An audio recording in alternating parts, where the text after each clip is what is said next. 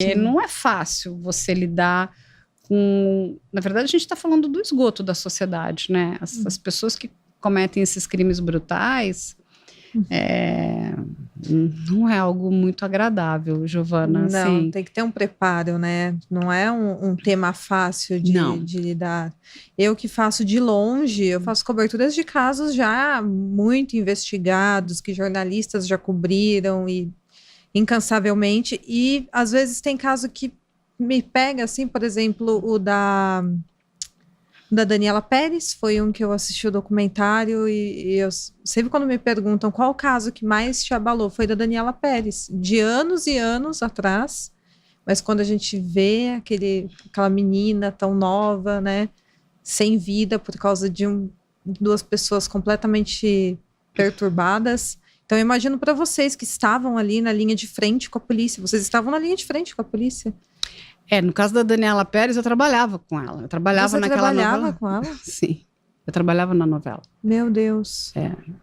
Então, assim, foi muito traumático aquilo, porque ninguém imaginava que estava trabalhando com um assassino. Você nunca sabe. Você pode estar...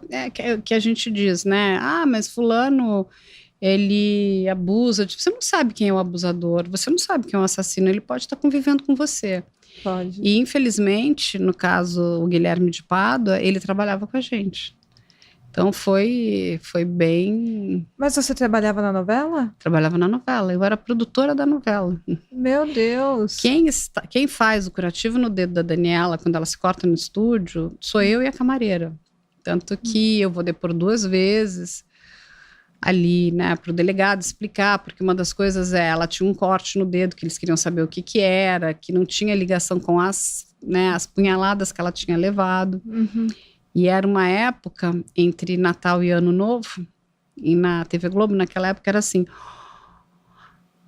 a gente nunca teve muita folga, né?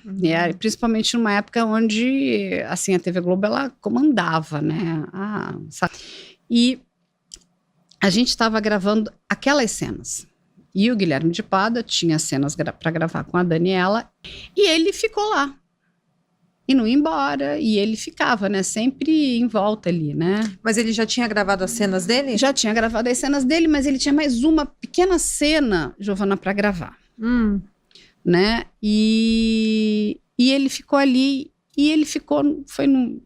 Porque também ele tinha, naquele dia, eu me lembro bem, ele ficou muito tempo parado no corredor, né? Tipo, e a Dani entrando e trocando de roupa toda hora, porque eram cenas de dias diferentes, então você tem troca de roupa. E ele querendo muito falar com ela e ela meio que não dando muita atenção para ele. Mas ninguém viu nada de demais, porque ele tinha esse perfil. E ela já estava definido que a personagem da Daniela Pérez terminaria com a personagem do Fábio Assunção, que seria o par romântico. Na verdade, eles faziam, né? Tinha o antagonista, que era o Guilherme de Pádua, que entra, mas o final seria com o Fábio Assunção. Sim. E o que acontece? A Daniela estava num momento muito especial da carreira dela, muito bonita, ela era uma pessoa muito meiga, com muito talento. Sim. Então ela virou capa de todas as revistas, todo mundo falava dela. E o que acontece? Ele, por consequência, entrava também nesse universo. E aquilo cresce a cabeça. Então eu quero, né? Poxa, eu ganhei um espaço maravilhoso. Eu quero Parecendo na capa de todas as revistas. Como que a personagem da Dani não vai terminar com a minha, né? Que a personagem era o Bira. Queria, né?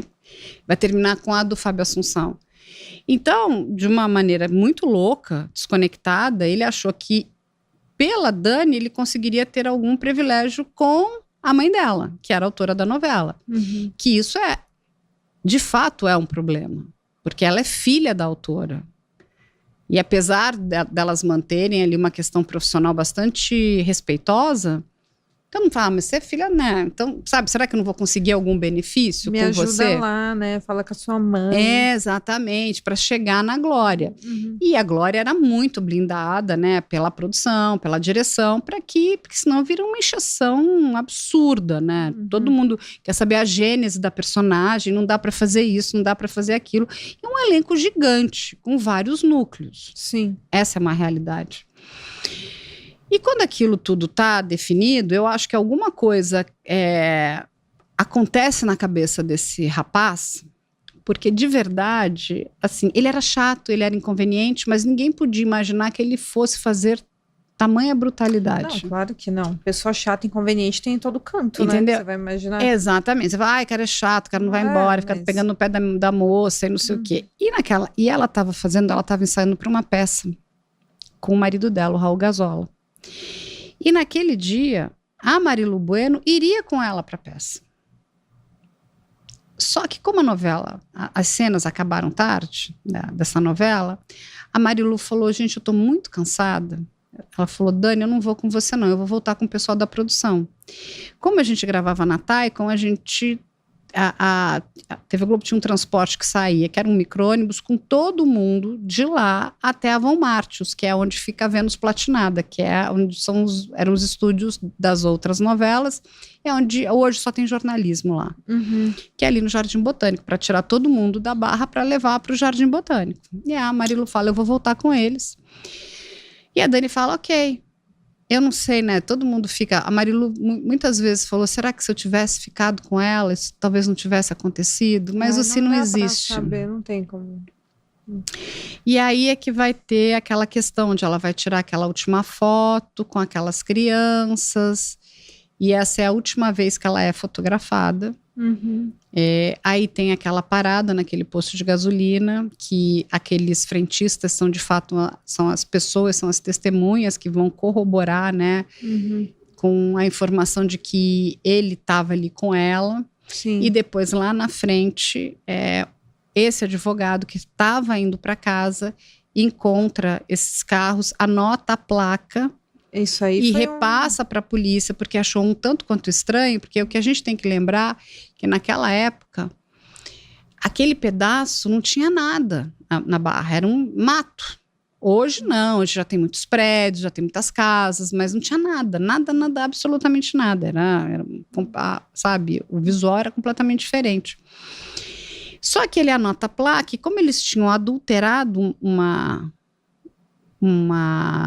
número, acho que foi o número, não foi a letra, da placa, batia uma parte, mas não batia o outro. E aí, quando a polícia vai verificar que realmente tinha sido feito a colagem de uma fita, sim, né, isolante preta, para que a placa não fosse reconhecida. Pela informação, né, que a gente recebe depois, inclusive, né, da própria Glória, o que esse advogado fala é que quando, porque ele meio que ele dá uma desacelerada para olhar, é o momento que eu acho que eles se assustam e vão embora, e largam o corpo, infelizmente, da Daniela lá. Mas, assim, é tudo muito triste, mas eu digo que tem uma conjunção aí celestial, porque se esse advogado não tivesse passado por ali, dificilmente eu acho que a gente teria chegado, talvez até tivesse chegado na autoria do crime, no sentido de que foram eles, mas como provar isso? Porque ninguém no posto de gasolina anotou placa nenhuma.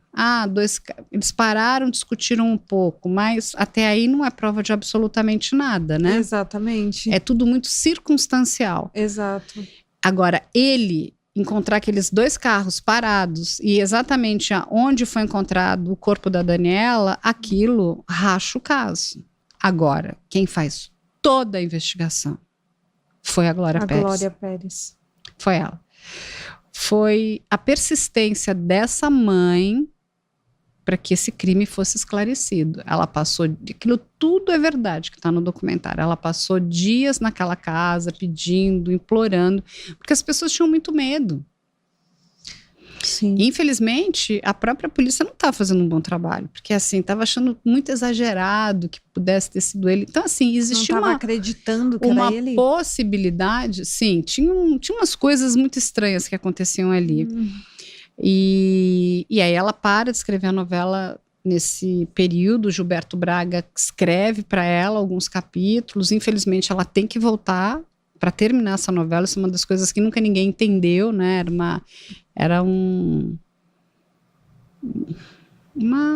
Assim, é uma tristeza, né? Quando a própria, assim, uma falta de uma sensibilidade. Gente, uma pessoa morreu. É filha da autora da novela. Independente dela ser autora da novela, ela é filha de alguém, de uma pessoa.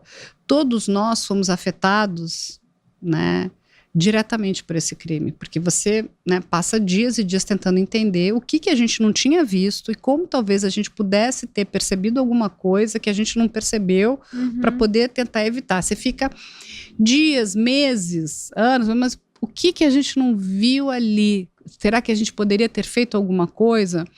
Até a própria, né, muitas discussões, por que não juntou todas as cenas dele? São muitos cis. São. E, assim, é um peso muito grande. E eu lembro que o Tarcísio Meira ficou muito revoltado, porque a novela não acabava. Tipo assim, essa novela tem que acabar, chega, sabe? E o que fizeram com o personagem dela? Ele escreveu-se ali uma cena final, como se ela tivesse ido viajar, mas todo mundo sabia que ela tinha sido. Claro. Mas era simplesmente para, acho que, enfim, fazer um fechamento um pouco poético. Mas foi um crime que ganhou a imprensa internacional, porque dentro da maior emissora de televisão do Brasil, um assassinato deste tamanho não é pouca coisa. Entre dois atores da novela. E assim, foi muito sofrido viver aquele processo todo ali, né? Então, eu imagino. Quando chegou a notícia para vocês da Daniela e depois do Guilherme, que tinha sido o Guilherme de Pádua, como que foi para todo mundo, assim? Então, porque a gente gravaria no dia seguinte e tinha uma saída muito cedo, que era uma externa. A gente tinha gravado o estúdio, ia ser uma externa. Aí, eu lembro que a gente recebe uma ligação da assistente de produção do Flávio Nascimento dizendo, olha, ela ligou muito cedo, eram 6 horas da manhã, e a gente achou até que era alguma coisa, será que vai mudar alguma coisa no nosso cronograma de gravação? E ela fala, Daniela foi assassinada. Naquele momento, eu falei, não, que isso? Oi? Daniela? Quem? Daniela, atriz? A filha da Glória, a Carla Daniela, foi assassinada. E foi assim para todo mundo. Meu Deus. Exatamente. E aí, o que todo mundo começa porque assim, tem uma outra coisa importante, que assim, a Glória fazia parte daquela equipe. Então, como é que a gente ajudava aquela mãe? Sabe? Exatamente. De alguma forma acolher. Sem entender que todo mundo precisava de acolhimento ali. Todos nós estávamos em choque, principalmente aquelas pessoas que tinham trabalhado naquele momento com a Daniela. Eu sempre, quando eu encontrei a Glória, uma vez eu falei, olha, se eu pudesse te dar alguma coisa, eu queria ter te dado pelo menos aquelas últimas horas que eu passei com a sua filha. Nossa. Porque ela não pôde passar essas horas, nós é que passamos com ela, né? Que coisa triste. Trabalhando ali e... Então, foi... E assim... E quando tem o enterro, que foi o velório da Dani, o enterro, foi uma coisa que, sei lá, tinha uma comoção naquele cemitério no São João Batista. Todo mundo, não parava de chegar gente. Era uma coisa, foi assustador. E o público tomou conta. Você não queria saber o que foi o São João Batista. Assim, tinha gente, uma pessoa em cima da outra, pessoa em cima de muro, pessoa em cima de túmulo. Olha, foi Meu Deus. Só que a Glória já sabia. Que seria assim? Não, já sabia do Guilherme. E ela não podia informar, ela tinha que permanecer dentro, segurando a onda, né, daquela estrutura. Aí ela colocou, acho que né, aquela capa de mãe, porque sairia ali, né, um mandado de prisão em cima do Guilherme. E ela tinha muito medo e receio do que o próprio as outras pessoas pudessem fazer o Raul Gazola, porque eles ficaram todo mundo ficou muito desesperado. Você imagina o ódio, né? Imagine o Raul Gazola.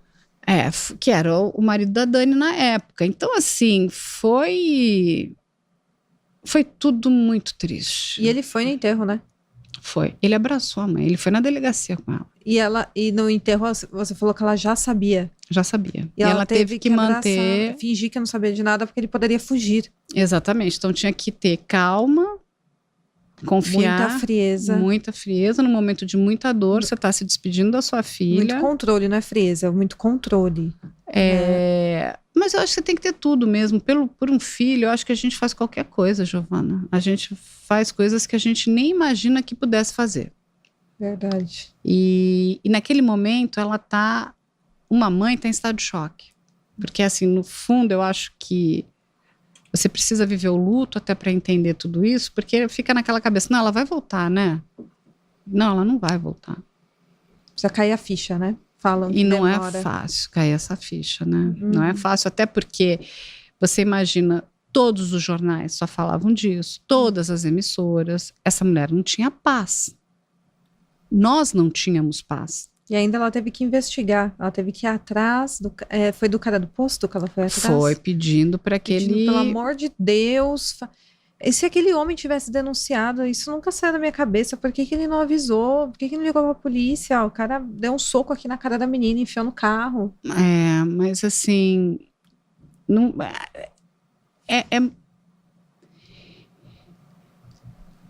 é complicado, porque você está falando com pessoas todas muito simples. E a gente vem de toda uma estrutura onde algumas ações e violências foram normalizadas. A gente precisa mudar isso. As pessoas falam, em briga de marido e mulher ninguém mete a colher. Tem que meter a colher sim. Você viu, você vai lá, você mete a colher, você vai ajudar, porque pode ser uma possível vítima que pode se tornar uma vítima de feminicídio, de algo mais cruel.